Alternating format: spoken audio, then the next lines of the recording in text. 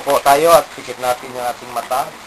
Panginoon, salamat Diyos sa pagkakataon na ito na kami ay dinako nyo sa lugar na ito at minsan pa ang bawat isa ay magkaroon ng pakinabang, O Diyos, sa instrumento na gagamitin mo, yung mga doktor, mga nurse, midwife, saka yung gamot, O Diyos.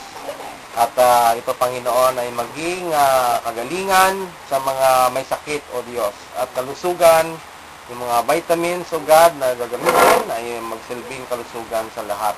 O God, salamat. At nawa ay hindi lamang physical, O Diyos, maging sa spiritual ay maranasan ng bawat isa ang iyong malayang pagkilos at magitan ng mga counselors, mga pastors na iyong gagamitin upang sila ay ipanalangin bawat isa. Salamat, O God, at pinagkatiwala namin ang pagsimula ng gawain nito hanggang matapos sa tanging pangalan ng aming Panginoong Jesucristo. Ito ang aming dalangin sa pangalan ng Ama, ng Anak, at ng Espiritu Santo. At may magsabi ng Amen. Okay, salamat po. At yun, pagkatapos dito, ay pupunta doon sa loob yung mga nag-register na. No? May counselor doon.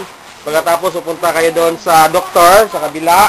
Tapos sa doktor, ay punta kayo doon sa pharmacy, yung ano ng gamot. At pwede na pong...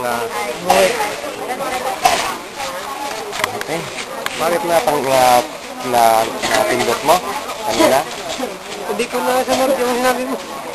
Eh, baka hindi na register lahat? Register na yun. Hindi, ibig sabihin, ano yung... Ito, di ba, ano na yan? Hindi, ibig sabihin, kanina yung mga lahat ng salita nakuha mo may pula dito, may pula. Ayun yun, Oo, yung kanina.